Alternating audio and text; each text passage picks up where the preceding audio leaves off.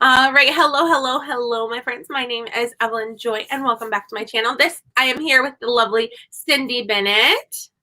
Cindy Bennett, your channel is Cindy Bennett, or it's Cindy Bennett 13?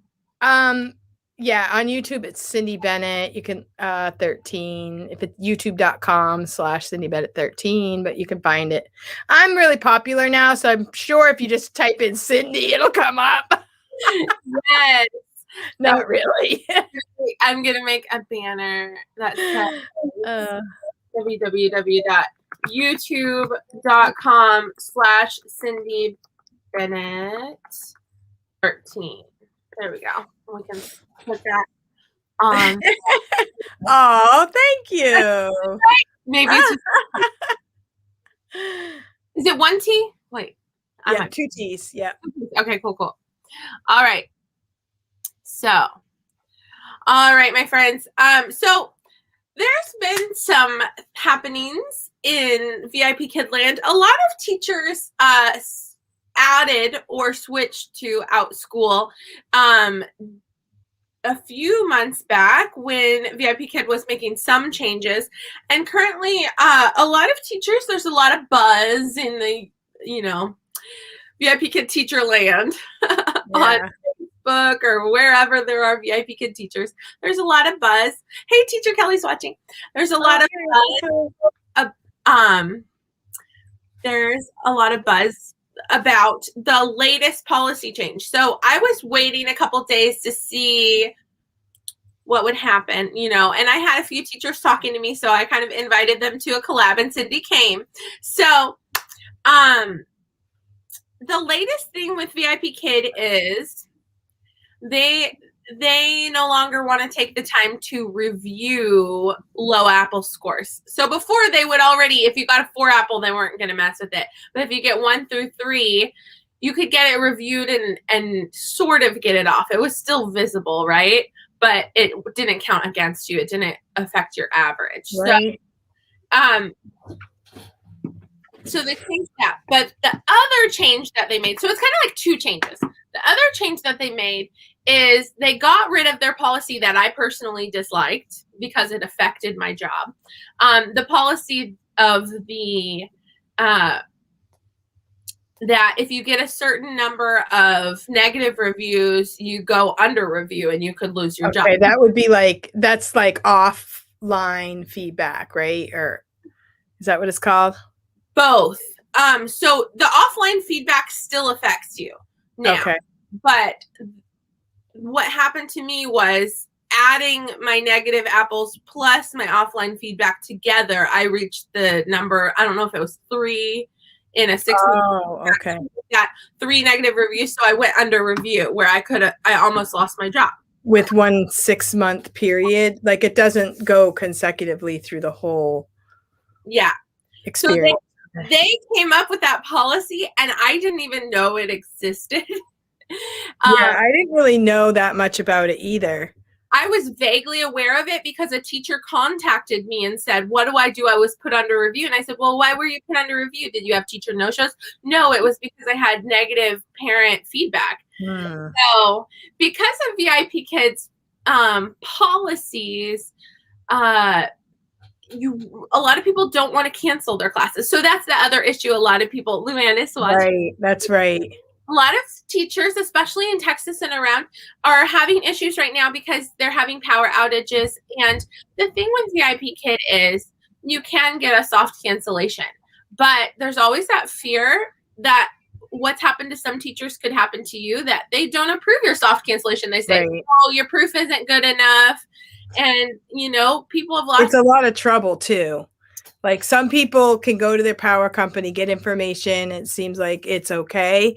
And other people have a really hard time getting the correct documents from their own power company.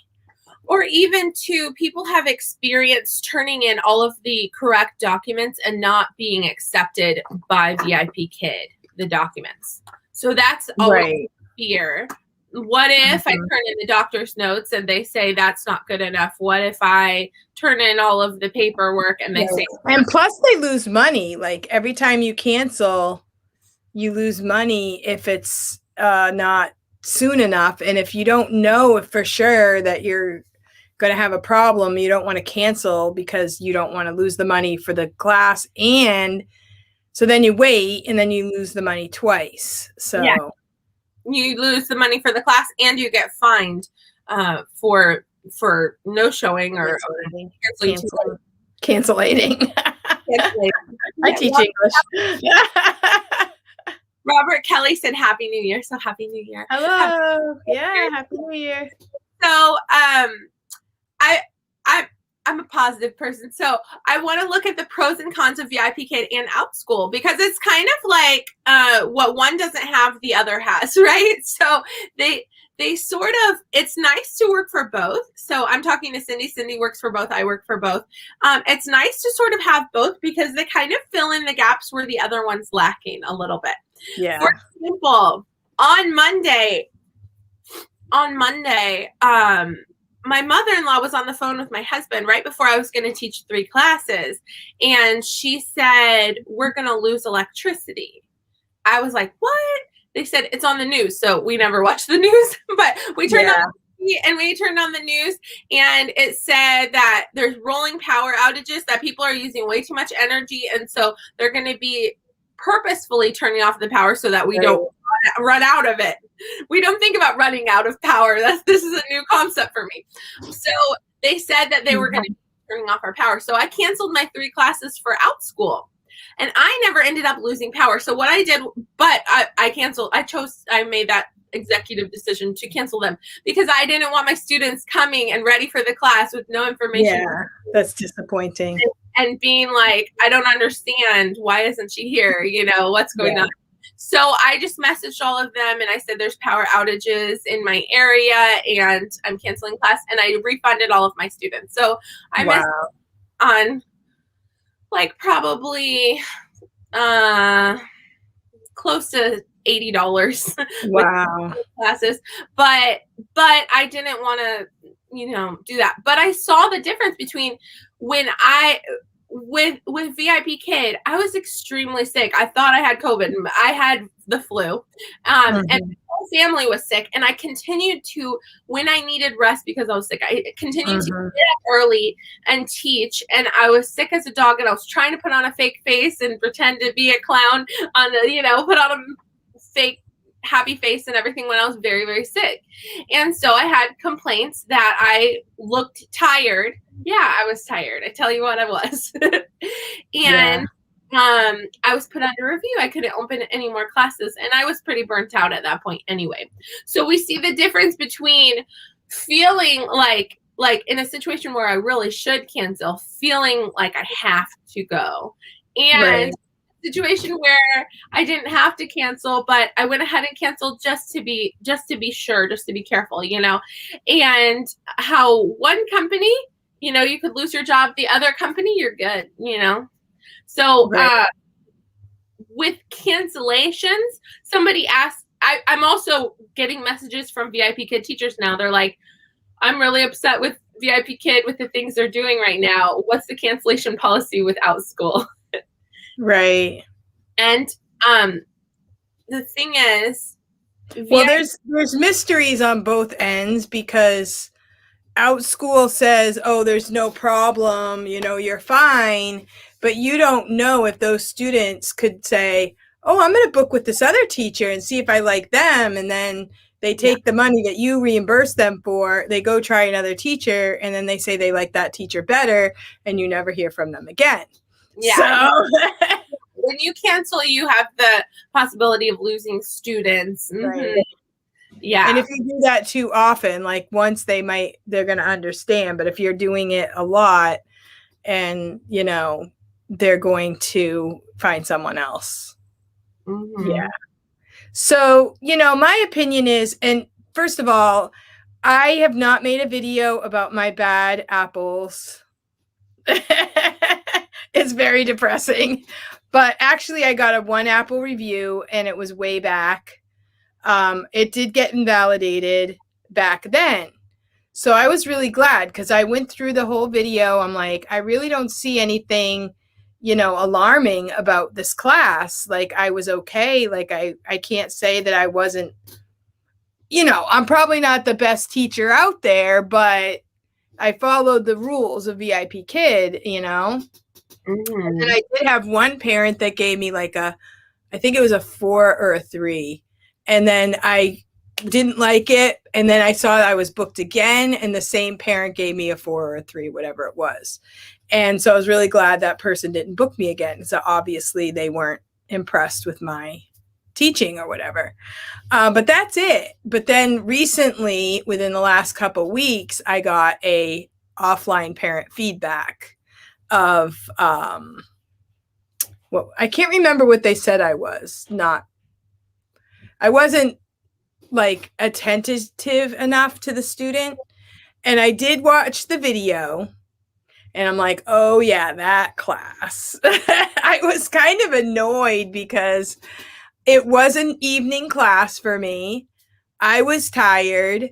But this girl, like, she was laying down in her bed. She was rolling around. I could hear the mom, but she wasn't doing anything to make this girl pay attention.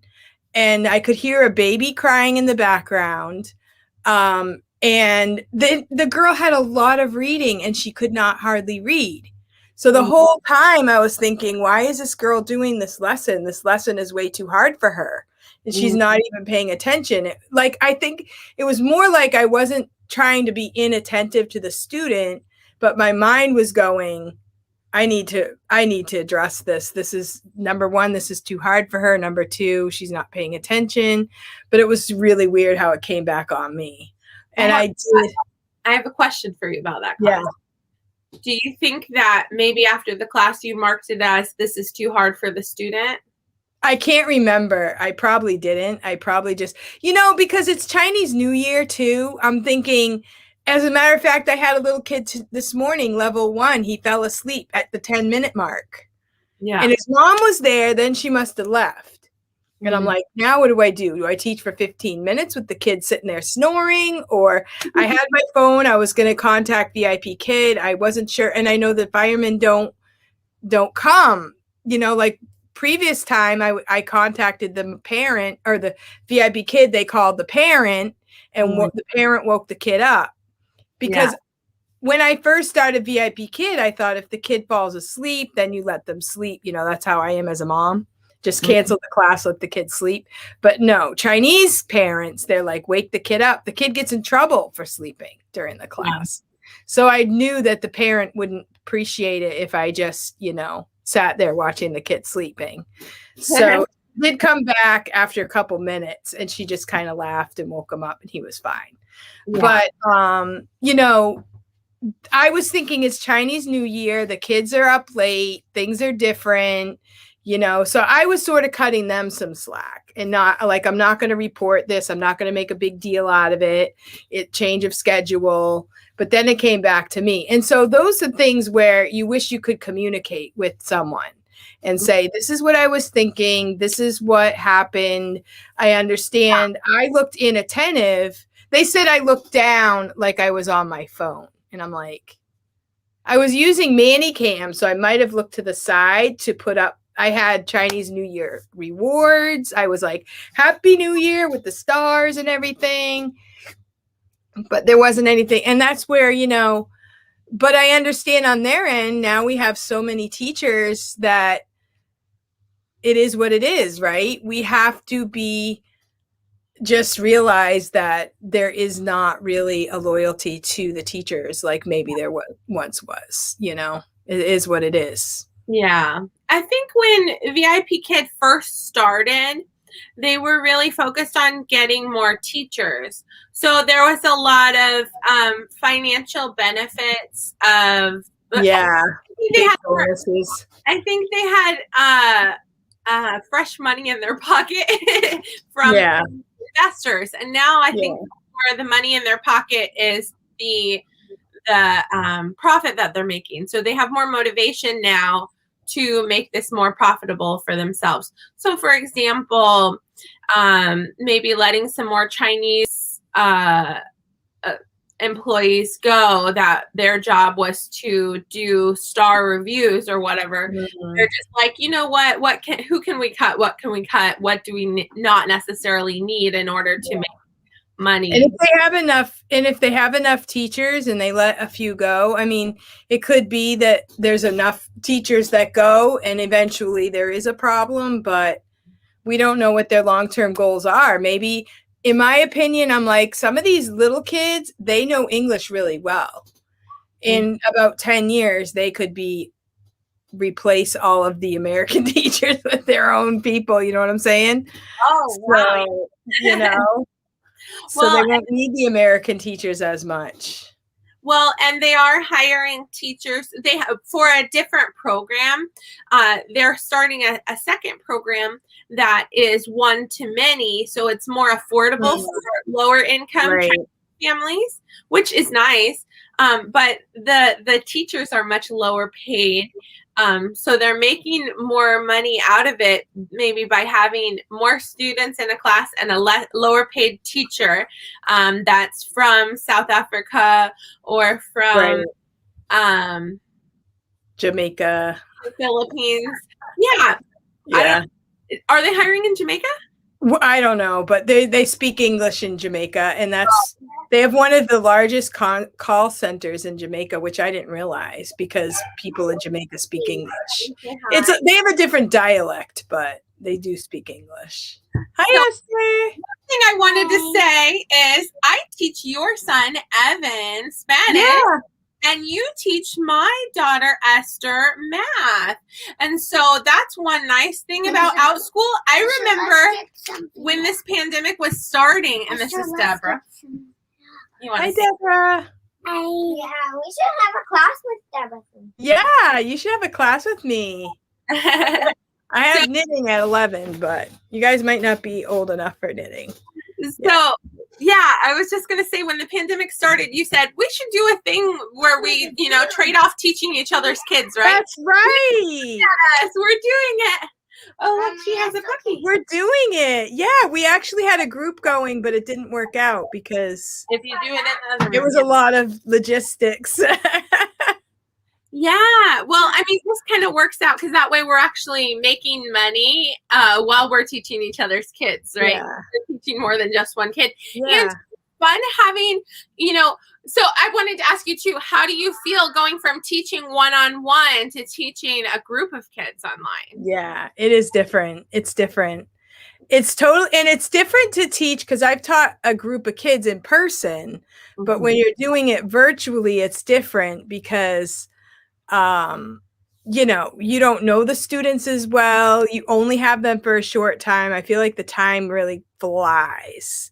Yeah. And, it is definitely different. And it's been I've really liked it. That was my first, really hurdle to overcome was, what do I teach? How do I organize it? And how do I put in the technology? Yeah. But I think that I've just kind of done it slowly. And some people with Outschool this summer, they jumped in and it just was gangbusters for them. Like they just jumped in and they knew what to do and they did it and they made tons of money. But that hasn't been the norm. That has been, I think most people are seeing that it's a growth, it's not just a big, huge, I sign up and I've got all my classes are booked. It's more like a growing experience. And that's what I'm seeing. Well, when you were brand new, if you can remember all the way back, brand new with VIP Kid. Oh, yeah. When you opened, a million slots, maybe a few of them booked. Yeah. Kind of what the experience is for a lot of people. There are a few VIP Kid teachers that they open all their slots and all of them booked. It's like, what? And and then they make a video and everybody's like, oh yeah, you're gonna do it too. And it doesn't always work. Outschool is similar in that there's some people that are successful right at first, and there's some people that it takes a little bit longer. Now that I've been teaching with Outschool for a little while, I was thankful that it started off a little bit slow because you're figuring out the platform, you're figuring out how to teach, you're figuring out what you're going to teach, you know, and then once you kind of get the hang of things, you're having a little bit more students and getting, you know, more momentum. I'm now to the point where all of my classes pretty much are fully booked. And so I could open more classes and they would start to book. And so now it's really up to me, how much do I want to teach? You know what I mean? Yeah. So I'm kind of like trying different things. Like I just put up a piano class because it came to me to teach little kids. Yeah, to teach little kids piano, because when I was a parent, I would do once a week lesson. So what I'm offering is I do once a week lesson and 2 times during the week a practice session. And it's a group and it's very beginners. Yeah. So I'm hoping that will be attractive, and it's a little less than what most people are charging for piano, because a lot of the piano teachers are like, you know, they have their masters in piano and they, you know, and I think they deserve, you know, a higher pay, but maybe not for a first grader, you know. I mean, sometimes when I, as a parent and as a teacher, I've seen some kids just want to learn piano and they're not going to be a concert pianist, you know, but they don't want to pay $30 or $40 for a lesson. Yeah. So that's what my daughter, she taught violin and she was young, but there were lots of parents who wanted their kid to learn the violin as an experience, not to be a professional violinist. Yeah, well, that's awesome. And we might sign up for your. She didn't charge as much. Yeah, so I'm charging. It turns out to be like $7 per class, but it's $20 per week. So it's for the whole month. It came out to, which I don't want to charge a whole lump sum, but that's how it works. It's $80 for 1 month. So I planned out a 1 month introductory music class. So like say somebody wants to start and do it and that's all they want, they're still going to learn about the piano. They're going to learn some skills. They're going to get some practice time and then they can be done with it. Yeah. Or they can say, oh, I want to keep going. And so I think I'm going to do like a phase 2. And I'll see how it goes. If the parents like to have the 2 extra practice days, I can offer that. Or maybe I can just say, you know, 1 lesson and 1 practice day per week. Because as a parent, that was my hardest thing, was practicing. I'm like, you know, the lesson is great and I don't mind paying for the lesson. But the practice days, those are the hard days. Yeah, like forcing kids to practice. What I did was, my friend teaches piano lessons. So for a while we were going to her house, but she got too busy. She works 2 jobs and has 2 kids. And so she got too busy. She couldn't teach us lessons anymore. And so my kids have like a little toy piano and a little easy piano book. So it's not forced on them. Just, it's sort of like, it's for fun. It's for play. Yeah. Like, and they want to, they go over, and I really encourage them whenever they play a song. I'm like, wow, you played The Little Lamb. Or in my mind, even though the keys are marked, they're practicing where the keys are and what they sound like and stuff, and that's going to help when they actually take real lessons later, you know. Right. And so like I have 2 classes, one's for the younger ones and one's for a little bit older. And so I figured, you know, say a younger kid tries it and they don't do it right now, they could wait a little longer. And also feedback from the parents to see actually what happened to me. I already talked to my husband about it. I had already asked a couple people if they thought it was a good idea. We ordered the books that I'm going to use. And when I went to the homeschool meetup on Wednesday, I met this one lady and she wanted my Facebook. Wednesday night late, she got me on Facebook. Early morning, like 5 or 5:30, she messaged me and she said, do you teach for Outschool? Because my kids like Outschool. We've done a few classes. And I said, yes. And so I told her what I was doing and I asked her what classes they did and all that. And I said, I'm thinking about teaching piano. She's like, my daughter wants to do piano so much. Like she's already started. She's already got talent. So then I said, well, could she be like a test for me? Like she can be my, you know, test, what do you call it? Trial person, you know? Yeah. Trial student, you know? And then I'm thinking she has younger siblings. So if I teach her what to do, she can, you know, teach the younger kids. And that could be, it was just like everything kind of came along. So I'm hoping that it will go. We'll see what happens. I actually had I had a parent find me on Facebook and message me, which parents can message us on Outschool for anybody that doesn't know that. But found me on Facebook and was like, oh, I keep getting suggestions to have your classes, but your classes are for 6 to 8 year olds and for 10 to 14 year olds. But I want my kids to take a class together that's like 5 to 9, you know? So I created a new class, but because before I had my classes set at $5 up to 7 students. So I was like, if I'm taking the time to set up this new class, I'm going to set it for $6 up to 8 students. So now I have that class. So I have 3 different classes that I teach throughout the week. And it's nice having a variety of age groups because it's so true that the younger kids are so energetic and off topic. And the older kids are so mellow and don't want to talk. So, like, it takes energy for both, but it's fun. I enjoy having the 2 different age groups in the same day because it's a different dynamic. The younger, God lined up your class, Cindy. Yeah. So we'll see. I'm hoping it's going to be something. Yeah, it'll be a new thing. I've taught piano before, but not this method, and obviously not virtually. So it'll be some challenges, but and the thing I wanted to say about Outschool too is a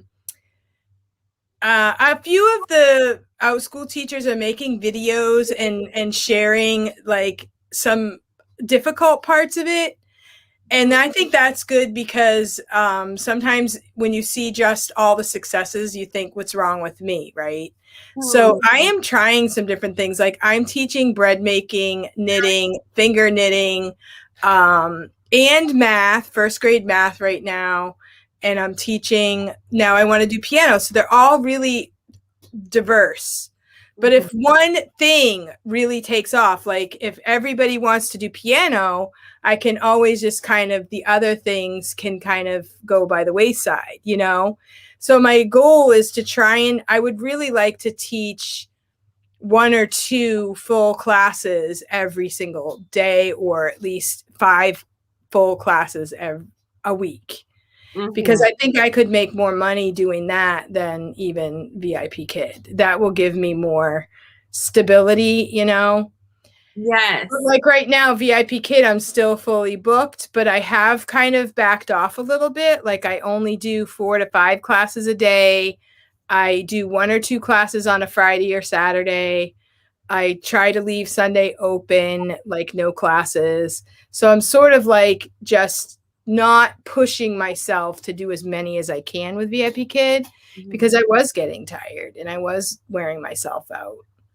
I actually recently decided, since we're going to be springing forward on our clocks, I recently decided, because what I've been doing with VIP Kid is not teaching mornings at all and teaching Friday and Saturday nights 4 classes each time. And I recently decided when we spring forward on our clocks in March, I'm going to start teaching 2 classes in the mornings because it's going to be 7 a.m. to 8 a.m. So that's like right before my kids wake up. So that way I can get up and then maybe I can do some exercise before I start my day with the kids. So it'll be like getting me out of bed, getting me starting my day a little bit earlier, but it's not so exhausting. You know what I mean? Right. Before it was, you know, because I have a breastfed baby, you know, before I was really struggling because I was getting up during the night with my baby. Yeah. And I was getting up super early. I just wasn't getting enough sleep. So the complaints that I look tired were valid. Yeah, totally. I wouldn't have been able to do it at all. I wouldn't have even been able to possibly think about doing it. So I give you credit. But I also wanted to say, like, I love VIP Kid. I think it's really awesome that we can teach international students. And I like it because the curriculum is like you just sit in the chair and you go with the curriculum. And this morning I had a trial class, like this little tiny kid that couldn't even really make sound, never mind speak English, but we had a good time. Yeah. And then I did a level 1, and I enjoy it. But to try and teach what you like on Outschool and try to make your own curriculum, that was hard. But when you do what you love, like yesterday, I did a finger knitting class and I had 3 students, and 2 of the girls got on there and they had these finger knitted things so long and they made them so long that they had them wound up in balls. And they wanted to know, what do we do with these long things? Because they made these long things, which I made these a while back too. And I'm like trying to give them ideas, showing them pictures. So I made this octopus with one of my students, and she was like, I can't believe I'm making an octopus with these, and they were just so fun. And the other girl, she cut out a letter. I have a picture of a letter, like you can cut out the letter of your name, and then you can just take this and just kind of wrap it around it and use it as like to put on your wall. Yeah. So during the class, her mother cut out a V for her name. And so her mother gives her the piece of cardboard cut out like a V. So the whole class, she was wrapping that V with her finger knitted thing. And it's just so awesome to work with kids that love what you love. And like I did bread baking, and I have a class, I've only done 1 student. All of a sudden, a second student signs up right before class, and I didn't tell her what to bring.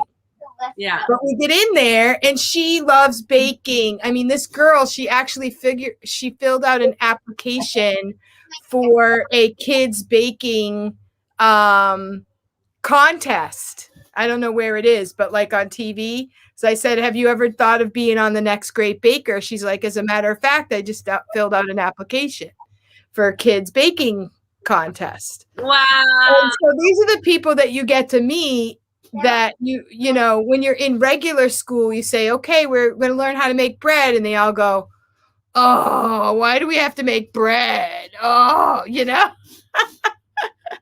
But for Outschool, they want to do what they signed up for, and they're excited about it. So that's really fun. Yes. I don't know if you've listened in on Evan's classes, but teaching my own curriculum, I've had my inner comedian come out of me a little bit. I don't know if you've noticed. Sometimes I hear, and sometimes I don't. Unfortunately. I have a certain amount of jokes that I crack during class, and sometimes they just, come. I don't have like planned jokes, but maybe I have an inner comedian inside of me. But I enjoy like those older kids, especially. They're the ones I'm cracking the jokes with, because I'm trying to wake them up and get them, come on, back to reality. Let's get talking, because the younger kids, you just have to get them back on topic. Like, okay, give me a chance to talk. We're not going to do show and tell right now, and the older kids, it's like, can you please turn on your camera? Can you turn on your mic and repeat after me? Come on, let's get active, right? So it's interesting.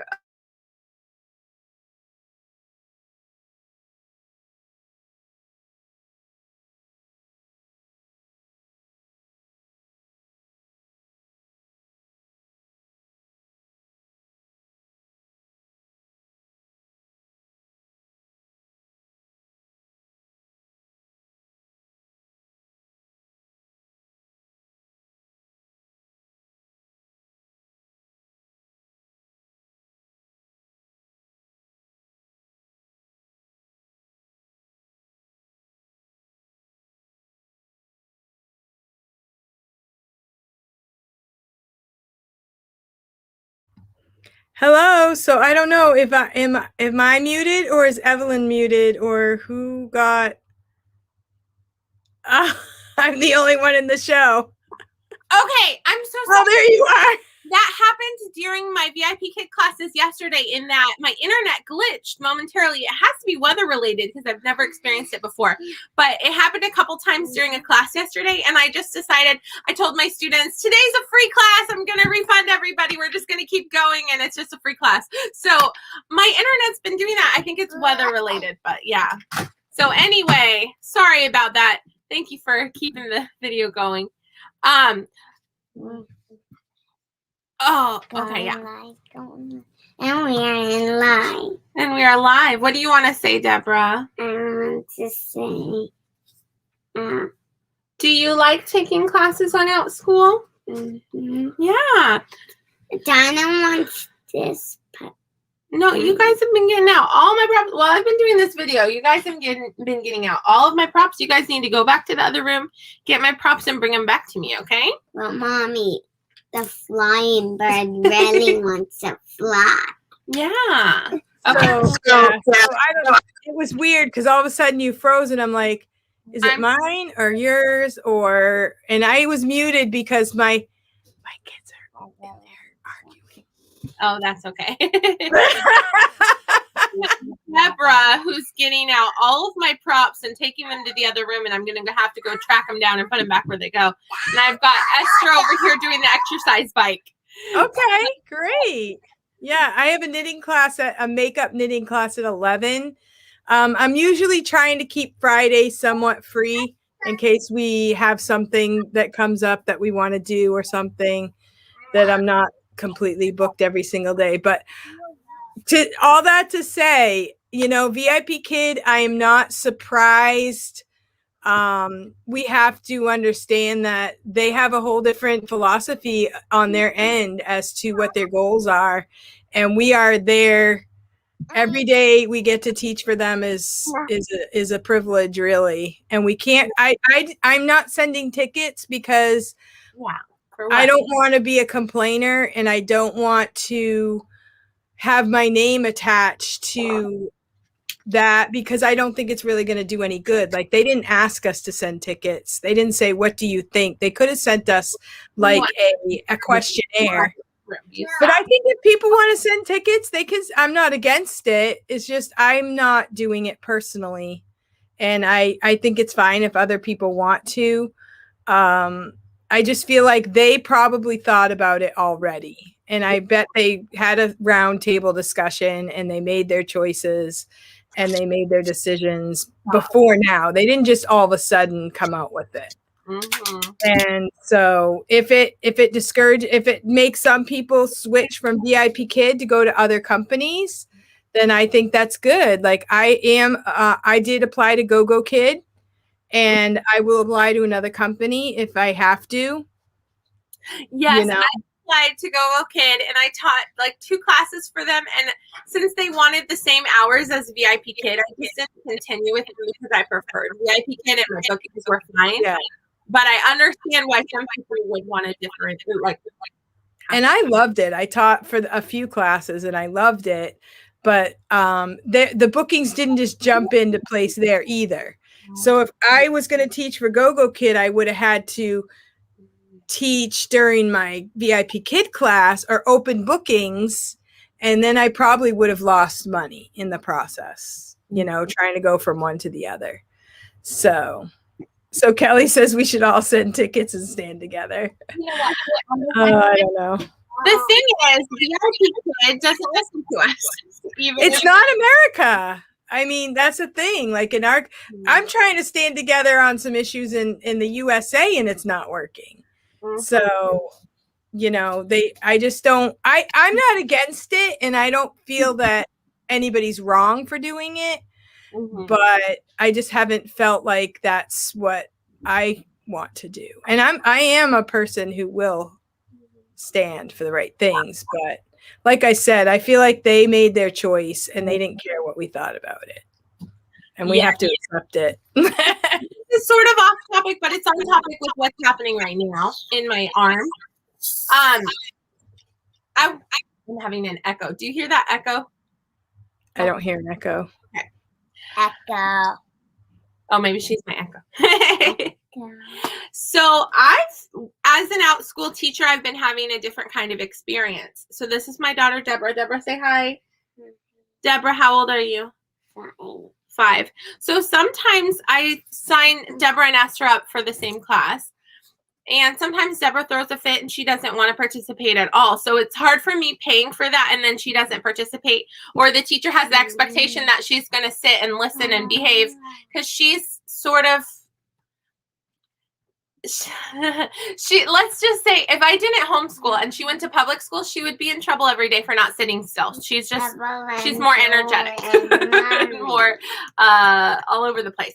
So I sign Esther up for classes, and really it's Esther that's taking the class, but Deborah will pop on the screen. And so when I hire teachers like you that I know they don't have an issue because, you know, they understand I'm a mom of 4. It's hard having just one kid on the screen all the time and nobody popping their head in the screen, right? But I had the other day a teacher that was very intolerant and very strict and honestly rude. And I'm never going to take her class again. But she didn't like that my kids were on the screen, and she was kind of expecting my daughter to know more than she did and stuff like that. And she didn't want the parent to help at all with answering the questions. And I wasn't giving her the answers. I was trying to talk her through the answer. Anyway, it was very frustrating to me to have such a strict, rude teacher because I have the expectation that teachers should be like kind and generous, kind like I am in my classes. And if there's siblings that pop on the screen, I understand because I've taught with Vipkid and Outschool and stuff. Then I had another class that I signed just Esther up for, and Deborah was there too, and she kicked her out of the class, so she didn't get to take the class because you just paid for 1 student, not 2. But the thing is, if I sign Deborah up for the class, it's going to have the expectation that she's going to sit there and listen, and she doesn't. Right. And I guess I saw your post about that. Yeah. And first of all, I'm on a video right now, so don't. So first of all, I think that if your kid went to school, you'd probably be surprised she would obey for other people. Not at the home. She probably would. But I'm not saying you should, but I'm just saying I've seen that with my kids. But as far as Outschool, I think that the parent is paying, and this is the same as regular school. Like the parents are supposed to be in charge of their kids' education. Mm-hmm. And I believe it is kind of a rule for Outschool that if you have 2 kids that take the class, that they're both pay for it. But that's if they both take the class, not if one is there like rolling around and might get a little trickle down effect, right? To me, it's like the older one is taking the class. The younger one is kind of like observing, and maybe in a while that kid will take a class too. Or maybe the older one will teach the kid the class after the class, and then the older one will get double benefit, right? Well, so personally, to me, Outschool should be the parent is in charge, you know, unless the parent does something really terrible, you know, then the teacher would have to take, you know, whatever, or like just mute the band. Like you can mute the kid, or you can ask the kid to mute or something like that. Yeah. But personally, I have not like discouraged people from having a sibling. And some of my classes, they will sign up 2 siblings. Like I have 2 girls at knit, and they're both in the same screen, and they both are paid for, and that's fine. But if they came and only one knitted, I probably, like the first time I might not say anything. Maybe after, if it's week after week after week, then I might say, you know, you should both pay. But if you took one class and the kid was in the screen one time, like that's a little rough. Yeah. I think. Whoa, yeah.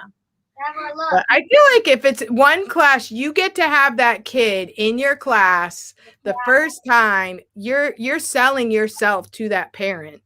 And if you're like putting the kid in the waiting room, that kid isn't going to like you, and they're going to be like, I don't want that teacher again.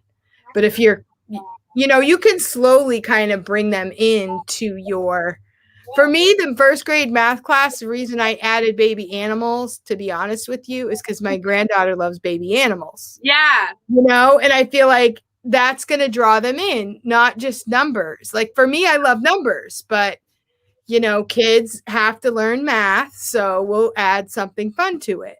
Yeah, my girls and Kelly's here. My girls really sit and play tea party for the tea party classes. And so I suggested to Kelly, how about work on some like reading sight words while doing the tea party, because that way I can mark it down for homeschooling as while they're there for the tea party, but they're learning, you know. Yeah. Yeah. That's great. Or even have them have a whiteboard and spell some words while you're like, even the words that go along with tea party, like tea party. Yeah. Yeah. Write your name. Where do you want to go? Like, where would you want to go to have some tea or something like that? Yeah, that sounds great. I love that idea. Yeah, I really love the classes that, like, for example, they had a teacher that was dressed up as a princess that was teaching reading. So it was that's great. That reading class. Yeah. I love that. Or like with Meredith Armstead, they did like a Fruit Loop math class where they, you know, put the Fruit Loops in different colors and then did adding and subtracting, and then they made a necklace out of the Fruit Loops. It was like very perfect for their age group. So they're learning, but they're having fun. You know what I mean? Yeah. So I really like those classes that combine the two. But yeah, that's what I've come across as an issue is if I'm signing both of my girls up for a class, there's that expectation that Deborah's going to sit and participate the whole time, and she doesn't want to. she's all over the place. And if you could always write to the teacher. Yeah, that's true. You know, like one of my classes, the kid is older, but the parent wrote to me and said, you know, he's developmentally younger, so is it okay if he's in that class? And I'm like, of course, you know, as long as she's happy with it. Yeah. And then, you know, so you can always write to the teacher behind the scenes and just say, I know she's, you know, young for this class, but I think, you know, whatever the situation is, but I don't know. I'm just like,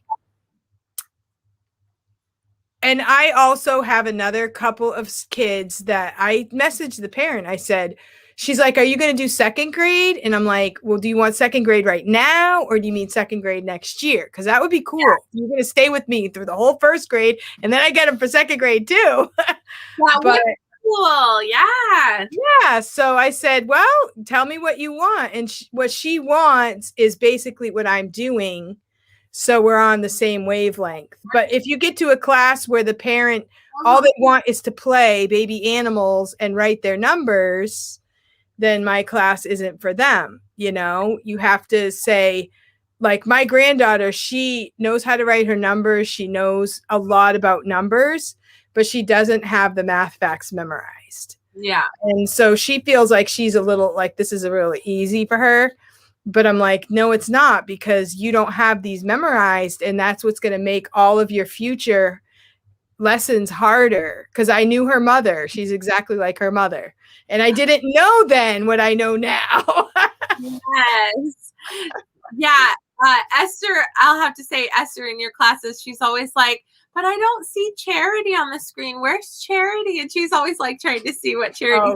Charity has an Elsa dress on or whatever. Like, yeah. And Charity hasn't been that thrilled with the class, but I'm like, keep her in it, because she, you know, she doesn't really love academics, but she is so much like her mother. It's just scary. It's really scary. It's interesting.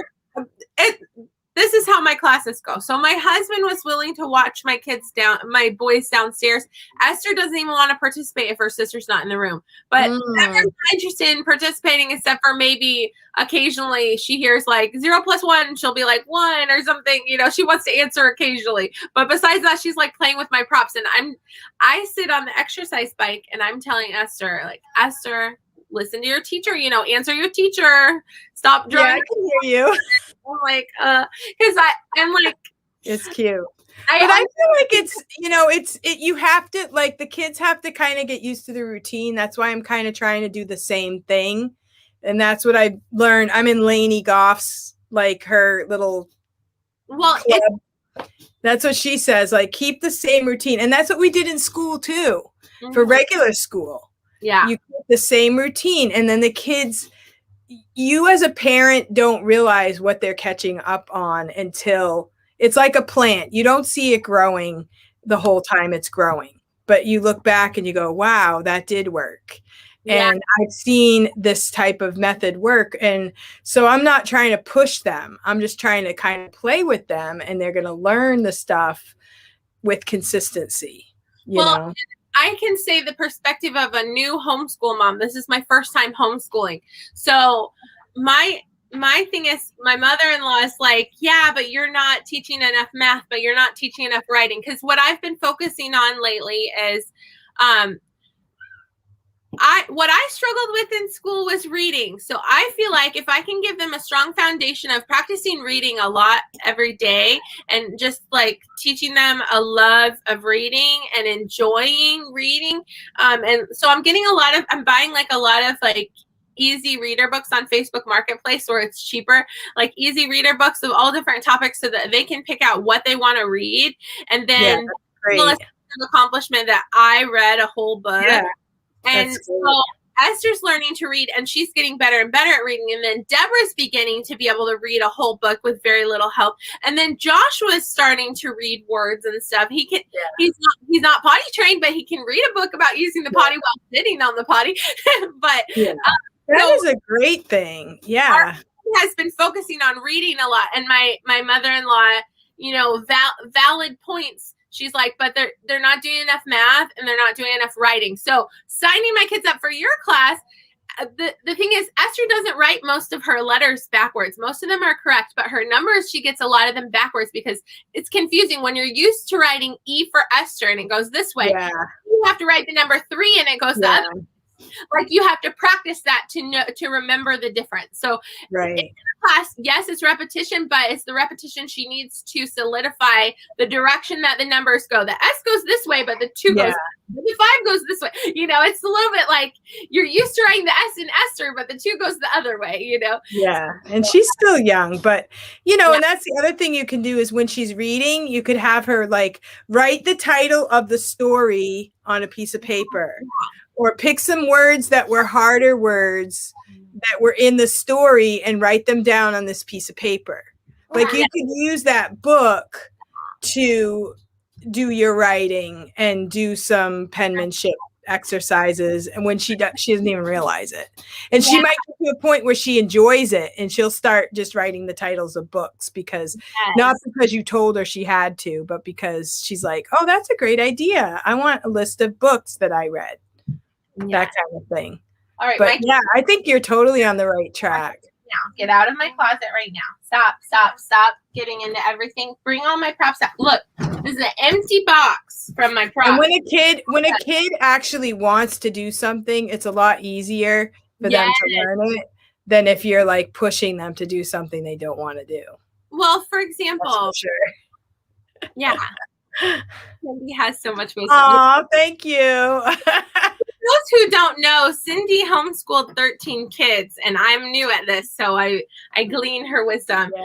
I've homeschooled. I've done almost everything. I've homeschooled. We went to school. My older kids went to public school for about 5 months when they were really little. And I've worked in the public schools, and I feel like they don't get enough one-on-one reading time in the public school. And so that's something that my kids get at home that it's so special and awesome. And I remember the public schools, we always like send home the homework of have your kids read books to you at night. And a lot of times the parents are burnt out. Yes, that's true. Time with their kids. I was. They don't want to be forcing their kids to read at that time when they already have other homework assignments. So I was always tired. And my oldest one had a hard time reading. So I was trying everything. And that's why I put them in public school for a few months, because I was just so burnt out, like trying to do everything. But then I realized that the place where we were wasn't that. It should have been good. And to some people it was good. But to me, I didn't prefer it. And they didn't really like it either. But then after that, they went to a Christian school for a few years because my husband worked at the church. So they went to the Christian school. They got a pretty good foundation of reading and math and all that. And then we homeschooled for, I don't know how many years, 15 years or so. And then I went back to school when my youngest was in kindergarten. Then I had 7 kids and we all went to school. Wow. And I liked that too. It was a Christian school and I could teach. And I really loved it. I loved the whole thing. My kids had friends. It was a good experience. I don't regret it at all. Oh, sorry. Go ahead. Go ahead.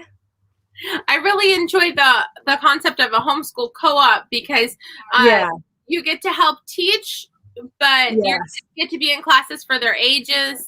But it's just one day a week, so you still get to be home with your kids. So it's really kind of the best of both worlds. I really like it. So well, I'm gonna have to go because I have my knitting class in a few minutes. Yes, thank you so much. Thank you for having me. With me. Yeah.